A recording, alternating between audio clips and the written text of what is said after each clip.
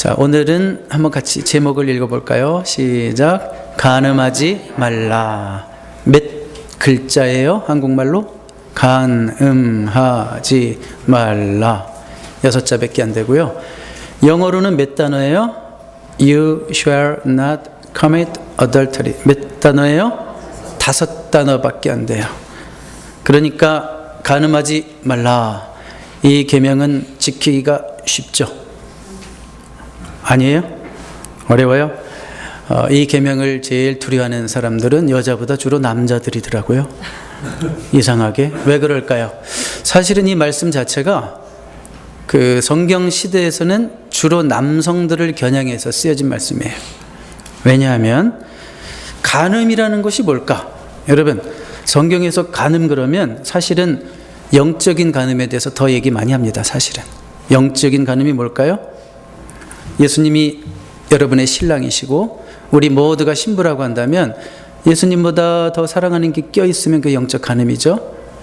그래서 우리 이 계명에서도 하나님은 무슨 하나님이라고 그러냐면 질투하는 하나님.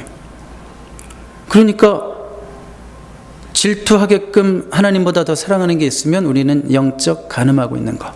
성경은 그걸 더 크게 다루긴 하는데 오늘은 육체적인 간음의 한정해서 말씀을 나누도록 하겠습니다. 왜냐하면 이 출애굽기 20장에서는 분명히 가정에게 주시는 말씀이거든요. 그러니까 육체적인 간음을 강조하는 말씀인데, 자, 간음이 성경적으로 정의하면 뭘까? 1차적인 정의가 있어요. 1차적 정의. 간음, 결혼한 사람이 자기 배우자가 아닌 다른 사람과 성적 관계를 갖는 것. 그러니까 결혼한 사람이 자기 배우자가 아닌 다른 사람과 성적 관계를 갖는 것, 그런 생각을 하는 것까지 포함하는 거예요. 자, 그러니까 이것이 간음의 1차적 의미예요. 자, 간음하지 말라. 우리가 여기까지는 지킬 수 있을지도 모르겠지만 이것 이상의 내용이 있다는 것을 오늘 말씀을 통해서 알게 될 것입니다. 간음하지 말라 그럼 이건 성에 관련된 주제죠. 섹스, 성에 관련된 주제. 성이라는 것은 모든 사람들의 큰 관심입니다. 특히 제가 예전에 그런 얘기를 들었어요. 여자의 동공을 크게 하는 게 돈이라면 지폐, 특히 이게 뭉치로 있는 지폐, 뭐 100불짜리 100장, 동공이 제일 커진대. 남자의 동공이 제일 커지는 건 여자의 알몸이래요. 그러니까 남자랑 여자랑 조금 틀리죠? 네, 우리 강단에서 자꾸 이런 얘기하니까 여러분 좀 민망해요? 오늘 주제가 그렇기 때문에 어쩔 수 없습니다. 자, 이 성이라는 것은 하나님이 우리에게 주신 선물이죠. 그렇지만 조건이 있어요. 바람직한 관계 속에서 사용될 때만이 하나님의 선물입니다. 바람직한 관계는 오직 하나입니다. 하나. 부부 관계. 성경이 얘기하는 것은 부부 관계. 그것을 떠나서 이루어지는 모든 행음은 다 간음입니다. 여러분, 간음죄가 왜 위험할까? 우리 한번 잠언 6장 32절 같이 읽어봐요. 시작. 여인과 간음하는 자는 무지한 자라. 이것을 행하는 자는 자기의 영혼을 망하게 하며. 자, 간음죄를 저지르면서도 영적으로 충만해. 이런 사람은 이 세상에 없어요. 여기 여인들은 남자로 바꿔요. 남자와 간음하는 자는. 여인과 간음하는 자는 무지한 자라. 뭘 몰라요? 자기가 죽는다는 것을 몰라요. 성도는 영적으로 죽으면 끝장입니다. 그리고 이 간음죄는 자기의 영혼을 망하게 할 뿐만 아니라 일단은 배우자를 망하게 하는 거예요. 그리고 죄를 지은 대상을 또 망하게 할 수 있고 자녀들에게 말할 수 없는 상처를 남길 수 있는 게 간음죄입니다. 그런데 여러분, 간음죄를 왜 질까요? 사람들이 왜 질까요? 왜 이런 죄를 지을까요? 정답을 가르쳐 드릴까요? 짜릿해서. 동의해요? 못해요? 모르겠죠? 여러분들은 짜릿해서. 여러분, 바람 필 때 엄청난 아드레날린과 각종 호르몬이 심장 혈관으로 들어갈 겁니다. 아마. 그래서 이 중년의 위기를 겪는 많은 이 노친네들이 정신 못 차리고 젊은 여자를 밝히는 이유가 뭘까요? 젊었을 때 그 사랑이 나에게는 다시 없을까? 그런 판타지죠. 이 세상에 없는 사랑을 꿈꾸는 거죠. 그래서 짜릿해서 음행하고 바람을 피는데 사탄은 뭘 안 보여줄까요? 그 짜릿함 뒤에 오는 엄청난 고통은 보여주지 않죠. 그 짜릿한 한순간의 그 죄악 이후에 오는 영혼이 파괴되고 가정이 파괴되고 자녀들을 망치고 평생 하나님을 떠나게 될 수도 있는 그 어마어마한 무시무시한 그 죄의 결과는 사탄이 안 보여준다는 거예요. 그래서 간음죄는 정말 무서운 거예요. 그렇죠? 아멘이 아니에요. 뭐 나랑은 상관없다는 듯이 이렇게 다들 반응을 안 하시는데 어디 그런가 봅시다. 자, 그런데 이 간음죄라는 것은 아까 제가 1차적 정의는 말씀드렸어요. 결혼한 사람이 자기 배우자가 아닌 다른 사람과 성적 관계를 갖는 게 1차적 의미에서 간음이다 그랬어요. 그런데 항상 성경은, 특히 예수님은 행동보다 우리의 동기에 관심이 있어요. 동기. 그런 행동이 되기까지의 어떤 생각이 있었느냐를 주목해서 봐라, 그렇게 말씀하시는 거죠. 지난주에 살인하지 말라도 마찬가지죠. 우리가 사람을 죽이진 않을지라도 살인이 어디에서 시작한다고 그랬어요? 마음속에 있는 미움이 발전해서 anger, 분노가 되고 그 분노가 행동화될 때 살인이 될 수도 있는 것처럼 간음죄도 마찬가지예요. 처음부터 간음죄를 짓는 사람이 있어요? 없지요. 마음속에 자리 잡은 잘못된 생각이 발전해서 행동이 되는 것입니다. 그래서 우리 한번 마태복음 5장 27절 28절 예수님은 간음에 대해서 어떻게 말씀하시는지 10계명보다 한층 더 발전이 되어 있죠. 시작. 또 간음하지 말라 하였다는 것을 너희가 들었으나 나는 너희에게 이르노니 음욕을 품고 여자를 보는 자마다 마음에 이미 간음하였느니라. 자, 간음하지 말라 하였다는 것을 너희가 10계명을 통해서 들었지. 그런데 나는 너희에게 말한다. 음욕을 품고 여자를 보는 자마다 마음에 이미 간음하였느니라. 자, 그러니까 예수님은 그 행동보다 근본적으로 동기, 그 생각에 초점을 맞추시는 거죠. 이미 간음이 시작됐다, 그런 얘기죠. 자, 여러분, 이거 좀 제가 아까도 말씀드렸지만 남자 중심적으로 좀 쓰여진 말씀이에요. 여성들은 알아서 적용하십시오. 자, 그런데 여기 보세요. 여자를 본다는 표현이 있어요. 여자를 보는 것이 죄입니까? 남자 여러분들 주로 여자를 보고 싶어요? 남자를 보고 싶어요? 길 가다가 남자들은 거들떠도 안 보지만 여자들은 보잖아요. 자, 여자를 보는 게 죄일 수는 없죠. 남자의 본성이죠. 끌리는 걸 어떻게, 그렇죠? 어트랙 하는 거를. 그렇지만 남의 여자 자꾸 주목해서 보면 거기서 정욕이 발생할 수 있다 이거죠. 내 배우자와의 비교가 생기는 거잖아요. 거기서 내 배우자도 한때는 저랬는데 뭐 이런 생각할 거 아니에요 또. 그러니까 자꾸 주목해서 보면 거기서 lust, 정욕이 생길 수 있다는 거예요. 그래서 보는 것이 위험한 거예요. 그리고 본다는 것 자체는 사랑의 대상이 아니면서도 내가 만족을 얻고 싶다는 것은 뭐냐면 이성을 성적 도구화시키는 거예요. 나의 성적 만족을 위한 어떤 도구화가 되는 거예요. 그래서 보는 것들은 참 위험해요. 영화도 골라볼 줄 알아야 되고, 그리스도인들은 당연히 포르노그래피 같은 것은 굉장히 위험한 거고, 우리 성도들에게 영적으로 엄청나게 해악하다는 것은 여러분들이 알고 있을 겁니다. 그래서 우리는 욥의 결심을 주목할 필요가 있어요. 욥, 성경에 하나님이 의롭다고 인정했던 그 욥이 어떤 결심을 했는지 한번 볼까요? 욥기 31장 1절 다 같이 읽겠습니다. 시작. 내가 내 눈과 약속하였나니 어찌 처녀에게 주목하랴. 이게 지금 뭐 처녀는 그 못 쳐다봐요? 이건 그런 뜻은 아니고 영어 성경을 여기 한번 보세요. I made a covenant with my eyes not to look lustfully at a young woman. 자, 여기 lustfully라는 말이 있죠. 이상한 눈으로 쳐다보지 말라고요. 여자도 마찬가지예요. 이상한 눈으로 남자들 유혹하는 눈길 보내지 말라고요. 그렇죠? 자, 여러분, 오늘 이 말씀처럼 욥처럼 여러분들의 두 눈과 평생 약속하면서 살기 원합니다. 눈과 약속하세요. 내 눈을 더럽히지 않으리. 우리 어려서 배운 찬송가, 복음성가 가운데 내 눈이 보는 것을 조심해, 내 눈이 보는 것을 조심해, 위에 계신 주께서 사랑스레 보시네, 내 눈이 보는 것을 조심해, 이런 찬송이 있어요. 여러분, 육신의 정욕, 안목의 정욕, 이생의 자랑이라고 그랬어요. 죄의 근원이 많은 죄들이 눈으로부터 들어와요. 여자들은 뭐 별로, 글쎄요, 뭐 남자가 뭐 우통벗고 뭐 이래도 별로, 저는 아무렇지도 않은데요.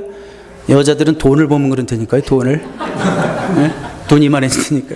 그러니까 우리의 눈으로 이 안목의 정욕을 우리는 진짜 경계해야 되고, 여러분, 마음의 작은 움직임을 살필 줄 알아야 돼요. 이미 정욕이 뿌리 내리면 그땐 너무 힘들어요. 이미 내가 세상적이 돼버리면. 마음의 작은 움직임에 유의할 수 있어야 돼요. 간음하지 말라. 이게 뭐 하지 말라 하지 말라, 이게 왜 자꾸 하지 말라 하실까? 하나님이 우리 그리스도인들은 그냥 이것도 하지 말고 저것도 하지 말고 뭐 재미없는 인생 살라고 하시는 건가? 교회 처음 나오신 분들이 그래요. 가끔 예수 믿는 사람 되게 재미없게 사는 것 같네. 아직은 이 진리를 깨닫지 못했기 때문에 그렇게 느껴질 수 있죠. 그런데 간음하지 말라라고 하는 것은요, 적극적인 메시지가 있어요. 혼인을 귀하게 여기라, 결혼을 귀하게 여기라, 그러니까 marriage celebrate 하라, 그런 얘기죠. 그러니까 이 계명을 주신 이유는 그 당시 하나님께서 모세를 통해서 백성들에게 이 계명을 주신 이유는 가정이 무너지면 안 된다. 간음이라는 죄를 통해서 가정이 무너지기 때문에 특별히 남자들 정신 차려라. 가정이 무너지면 안 된다. 그러면서 주시는 말씀이에요. 하나님은 그래서 간음죄를 심각하게 다루시는 거예요. 히브리서 13장 4절 한번 읽어봐요. 시작. 모든 사람은 결혼을 귀히 여기고 침소를 더럽히지 않게 하라. 음행하는 자들과 간음하는 자들을 하나님이 심판하시리라. 분명히 그랬죠. 음행하는 자. 나는 성경적 의미에서 간음은 안 했는데요, 그것뿐이 아니라 모든 것을 포함한 음행, 성적인 생각과 행동의 죄, 음행하는 자들과 간음하는 자들을 하나님이 심판하시리라. 분명히 이렇게 말씀하고 있어요. 여러분, 구약 성경의 러브 스토리를 알고 있습니까? Songs of Solomon. 그게 뭘까요? 아가서를 읽으면 러브 스토리가 나와요. 솔로몬과 술람미 여인의 러브 스토리가 나오는데, 여러분, 아가서가 어떻게 시작하는지 아세요? 솔로몬의 아가라, 그 다음에 1장 2절 Kiss me and kiss me again. 키스해 주세요. 빨리 키스해 주세요. 이상해요? 아주 야한 책이에요. 성경에도 야한 책이 있어요. 아가서. 유대인들에게는 결혼 교본이 되기도 하고 연애 지침서가 되기도 합니다. 때로는. 집에 가서 또 아가서만 보지 마세요. 예, 그런데 사실 더 깊은 의미는 뭘까요? 하나님과 당신의 백성 사이의 그 친밀한 교제를 달리 표현할 길이 없잖아요. 남녀의 그 뜨거운 사랑 외에는 그 하나님과 우리의 그 깊은 뜨거운 친밀한 사랑을 달리 표현할 길이 없잖아요. 그래서 솔로몬과 술람미 여인을 통해서 이제 그 영적 교제를 상징하는 것이죠. 그런데 둘이 결혼해서 잘 지내다가 위기가 왔어요. 솔로몬과 술람미 여인 사이에 위기가 왔어요. 관계를 허무는 일이 생겼어요. 그게 무엇이었을까요? 포도원을 허무는 작은 여우였어요. 포도원을 허무는 작은 여우였어요. 그러니까 결혼 생활을 포도원으로 비유하고 있는 거죠. 포도원이 엉망이 됐어요. 이스라엘 땅에는요, 과수원들이 많고 특히 이제 포도밭이 많은데, 그 포도밭에는 낮은 담장이 있대요. 낮은 담장. 근데 그 낮은 담장에 들쥐들이 그렇게 살기가 좋대요. 설치류들, 들쥐들이. 요놈들이 3, 4월 포도꽃이 필 때 얼마나 왕성하게 활동을 하는지 몰라요. 들쥐들이.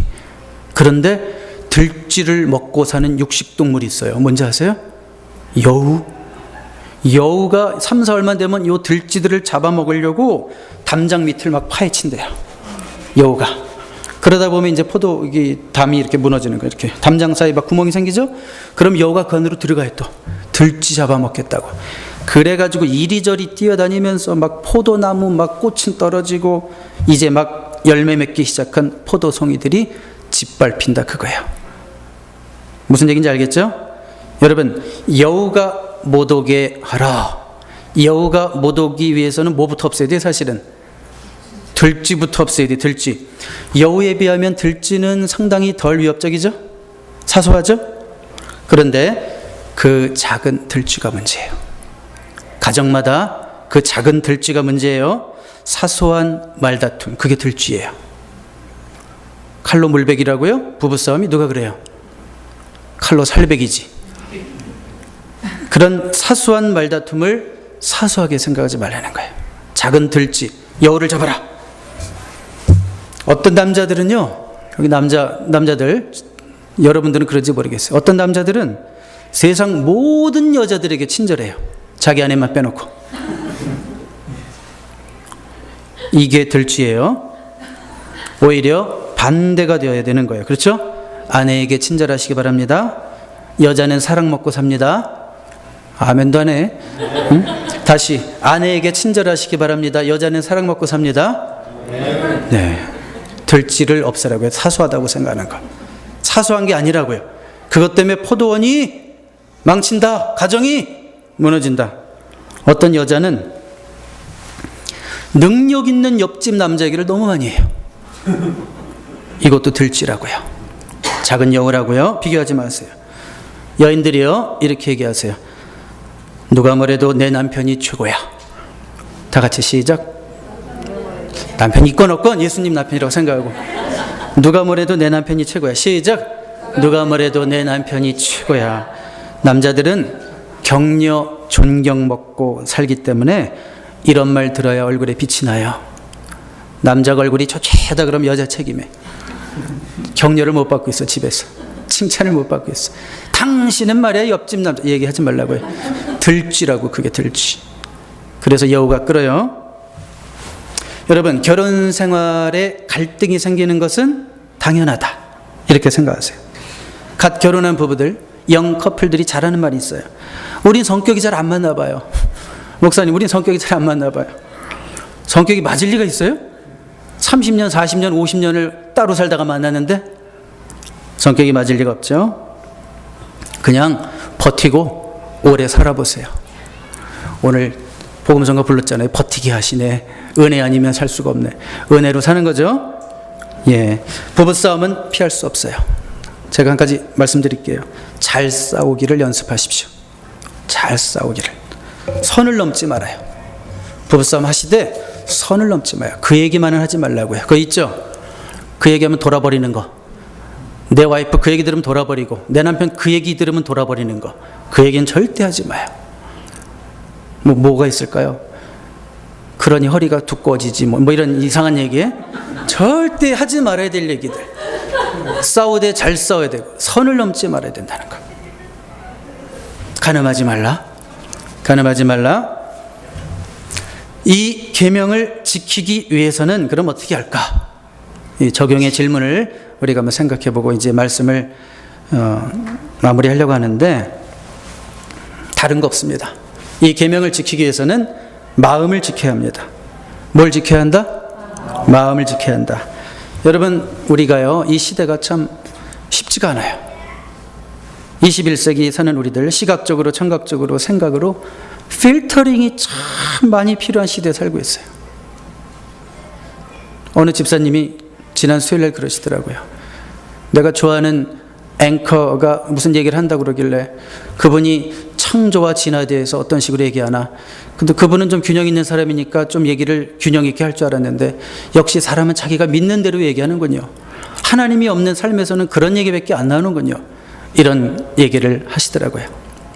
참 필터링이 많이 필요해요. 하나님 없는 세상 가치관들이 쏟아내는 얘기들이 미디어로 무수히 쏟아지고 있어요. 특별히 여러분 눈만 뜨면 보고 듣는 이 문화적 환경이 성적인 욕망을 자극해요.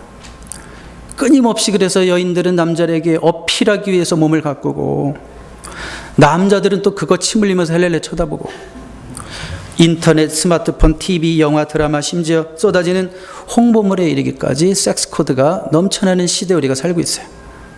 정말 힘든 시대에 살고 있어요. 특히 남자들은 한 100년 전보다 아마 3배의 경건이 필요할 거예요. 거룩함을 유지하기 위해서. 이런 문화 속에서 우리의 마음을 지키기가 쉽지 않아요. 리 스트로벨이라는 아주 유명한 미국의 변증학자가 있는데, 그분이 이런 분석을 했어요. 평균적으로 미국에서 자란 아이들, 자녀들이 18살이 되기까지 섹스와 관련된 영상이나 이미지를 7만 번 정도 접하게 된대요. 라스베가스에 살면 아마 곱백일걸요? 그런데 TV나 영화에서 나오는 성적 묘사의 90% 이상이 부부가 아닌 자들 간에 벌어지는 일이래요. 결혼 전이나 불륜이나. 자, 이런 것들을 보면서 아이들은 어떤 생각을 할까요? 그럴 수도 있는 건가? 다 그렇게 사는 거지. 성경을 모르니까. 성경의 원리를 모르니까. 어제 제 아들들이랑 얘기를 하는데 무슨 얘기를 하다가 연애 얘기하다 그런 얘기가 나왔어요. 아빠, 엄마, 그거는 엄마 아빠 연애할 때 90년대 얘기죠. 지금 2017년 막 계속 강조하더라고요. 세라가 2017년 막 계속 강조하는 거예요. 그래서 제가 한마디 했어요. 서영아, 존이랑 같이 얘기했는데, 존, 성경에서 말하는 biblical principle, 성경적 원리도 바뀌었니? 하나님께서 성에 대해서, 데이트에 대해서, 결혼에 대해서, 이성에 대해서, 관계에 대해서, 섹스에 대해서 biblical principle도 바뀌었니? 너희는 이 세대를 본받지 말고, 너희는 이 세대를 본받지 말라. Do not conform of this world pattern. 그렇죠? 그러니까 이런 것들을 이 미디어를 통해서 이 정도는 괜찮구나. 성도는 그러면 안 되는 거예요. 말씀의 기준을 떠나서 이 세상 환경 따라가다 보면 우리의 영은 서서히 죽어가요. 성경 읽기가 싫어지는 거예요. 여러분 우리 마음속에 죄가 들어오면 성경 읽기 싫어지고 기도의 문이 막혀요. 마음이 청결한 자가 하나님을 볼 수 있다고 그랬어요. 마태복음 5장에. 하나님 안 보여요. 기도해도 기도가 막혀요. 기도가 안 돼요. 왜요? 하나님과 우리 사이에 죄가 가로막고 있어서. 그러니까 영이 시드니까 모든 게 다 시들어요. 삶이.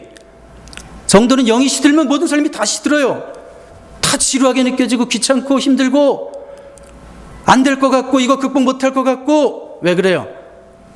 영이 죽어서 그래요. 이런 일이 여러분에게 없기를 바랍니다. 아멘 좀 해요. 딴 생각하고 있는데 나 혼자 살고 하고 있나 지금 오늘? 이런 일이 여러분들에게 없기를 바라요. 여러분들의 영이 늘 싱싱하게 유지될 수 있기를 바라요. 성적인 죄는 한번 빠지면 회복하기가 너무 힘들어요. 다윗이 간음죄를 짓고 밧세바를 범하고 영적으로도 죽어서 자기가 이 정도는 뭐 괜찮겠지. 나단 선지자의 지적을 받고 영적으로 각성되기 시작하면서부터 회복되는데 주님 잘못했어요. I'm sorry. 이러고 끝나는 게 아니었어요. 정말 많은 날을 침상을 눈물로 적셔야지 비로소 해결이 됐어요. 시편 51편을 보시면 그 구원의 기쁨을 다시 회복시켜 주시고 정직한 영, 정결한 영, 차원하는 심령 새롭게 달라고 간절히 참회의 시를 쓰는데 얼마나 많은 시간이 걸린지 몰라요. 여러분 성적으로 더러워지면 행동까지는 안 갔을지라도 성적으로 더러워지면 회복하는 것이 너무 오래 걸릴 수 있어요. 성도들은 정결함 속에서 기쁨을 얻어야 돼요. 거룩함이 능력입니다. 거룩함 속에서 기쁨을 얻어야 돼요. 자, 그럼 어떻게 마음을 지킬까요? 마음을 지켜야 한다 그랬죠. We must guard our minds. 어떻게 마음을 지킬까? 여러분, 보는 게 다 유혹인데 저를 쳐다봐요. 오늘따라 저를 안 쳐다보면 제가 수상하게 생각할 거예요. 보는 게 다 유혹인데 어떻게 할까? 그럼 어떻게 마음을 지킬까? 수도원으로 갈까? 산으로 올라갈까? 거기는 환경적으로 인터넷도 안 터지니까. 기도원으로 들어가서 살까? 옛 수도사들이 4세기에 특별히 수도원 운동이 있었는데 수도사들이 발견한 것이 있어요. 죄를 이기기 위해서 환경을 바꾸자. 수도원에 들어갔는데 뭘 발견했냐면 그 죄들이 여전히 자기 안에 있는 거예요. 그게 환경으로만 오는 줄 알았더니 어디 있다고요? 안에 있는 거예요. 그래서 그들은 치명적 죄, seven deadly sins, 7가지를 말했어요. 이 죄는 없어지지 않는구나. 첫 번째, 교만, pride. 두 번째, 분노, wrath.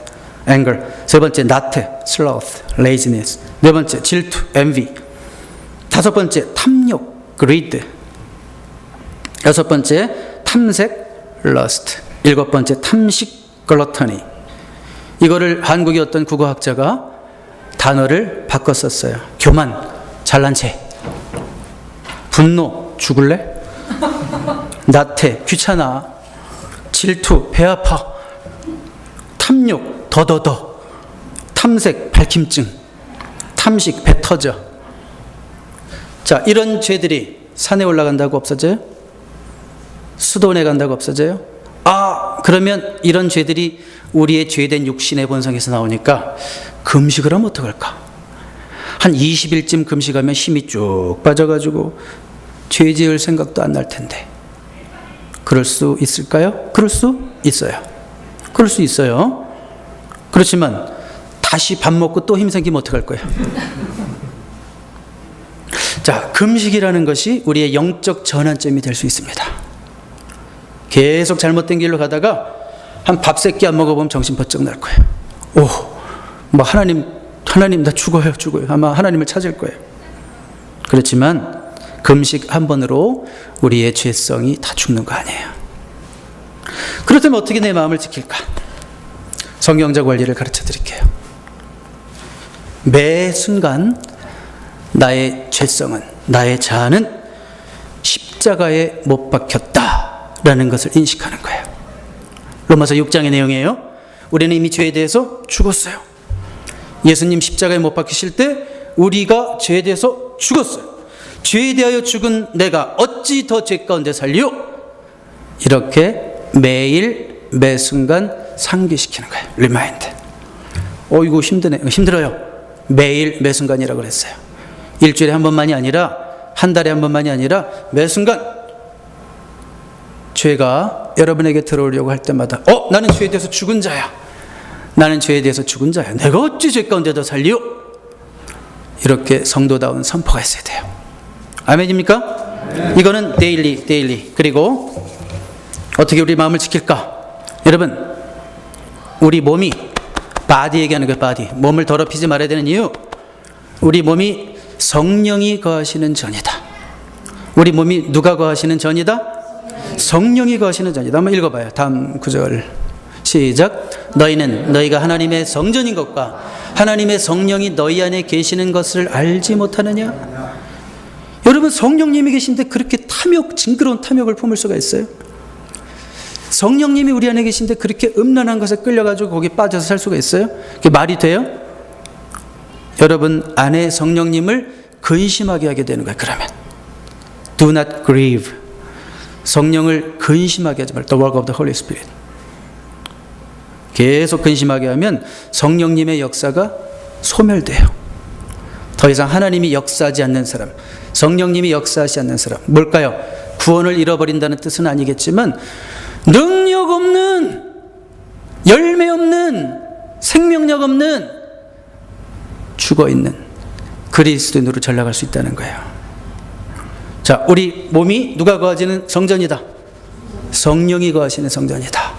여러분, 눈 크게 뜨세요 좀. 왜 오늘따라 개슴츠레하게 눈을? 간음하지 말라라 그런가 주제가? 자, 우리 몸보다 성령이 거하시는 성전이다. 평생 매일. 아니지, 내가 이런 나쁜 생각을 하다니, 내가 이런 돈에 욕심을 부리고 사기칠 생각을 하다니, 아이고 아니지, 말도 안 되지. 아니 왜 내가 남의 여자를 내가 더 마음속에 흠모를 하다니, 미쳤지. 성령이 거하시는 전인데. 여러분 기억하십시오. 여러분 안에 이미 성령이 계십니다. 성령이 계셔서 예수 믿게 됐어요. 성령을 근심하게 하지 말고 성령을 소멸하지 말라고요. 아닌 것처럼 자꾸 아멘 안 하고 나는 원래 거룩하니까 이러지 마요. 다 우리 똑같아요. 죄성 속 들여다보면. 그러니까 성령이 거하시는 전임을 인식하고 매일 예수의 피로 씻어야 돼요. 또 죄를 크게 하면 안 되고 그때 씻어야 돼요. 예수의 피로 정결케 되고 회복되게 될 줄로 믿습니다. 저 말씀 결론 내릴게요. 이런 설교 들으면 아까도 말했지만 어떤 사람들은 예수 믿는 거 되게 힘드네, 예수 믿는 거 되게 재미없네, 이것도 하지 말라 저것도 하지 말라, 아유 예쁜 여자도 가끔 쳐다봐야지, 어떻게 목사님 아, 멋진 남자, 그 식스팩도 좀 가끔 쳐다보고 그래야지, 목사님. 그리스도인의 삶이 너무 재미없다고 느껴진다면 그런 생각 자체가 당신의 영혼이 시들시들하다는 뜻이에요. 하나님을 사랑하는 자는, 천국을 소망하는 자는 죄와의 싸움을 고되다고 생각하지 않아요. 정결함을 유지할 때 가장 기쁨을 느껴요. 내가 하나님과 친밀한 교제를 느낀다고, 누리고 있다고 느낄 때 가장 큰 행복을 느끼는 거예요. 그래서 요한일서 3장 3절 볼까요? 시작. 주를 향하여 이 소망을 가진 자마다 그의 깨끗하심과 같이 자기를 깨끗하게 하느니라. 우리 잠언 4장 23절 읽고 기도하겠습니다. 시작. 뭐든 지킬 만한 것 중에 더욱 내 마음을 지키라. 생명의 근원이 이에서 남이니라. 아멘. 우리의 마음을 지켜야 됩니다. 예수의 피로 정결케 하고 성령이 거하시는 여러분의 전을 늘 관리하셔서 여러분의 영이 죽지 않기를 바랍니다. 생명의 근원이 여기서 난다고 그랬습니다. 아내를 사랑하시고 남편을 사랑하시고 성도들을 순수하게 사랑하시고 음욕으로 사람을 쳐다보는 일이 없도록 우리 마음을 잘 관리하고 영이 건강해서 가정과 교회가 또 이 나라 이 민족이 건강해지는 역사가 나타날 줄로 믿습니다. 기도하겠습니다. 살아계신 하나님 아버지, 우리의 행복을 위해서 주신 말씀, 가늠하지 말라, 가정을 소중히 여기라, 마음을 지키라, 마음이 청결한 자 하나님을 볼 것이다 또한 약속하셨습니다. 이 계명을 지킴으로 우리의 영혼이 살고 가정이 살고 교회가 살고 이 나라가 사는 축복이 우리에게 임하게 하여 주시옵소서. 예수님의 이름으로 감사하며 기도드립니다. 아멘.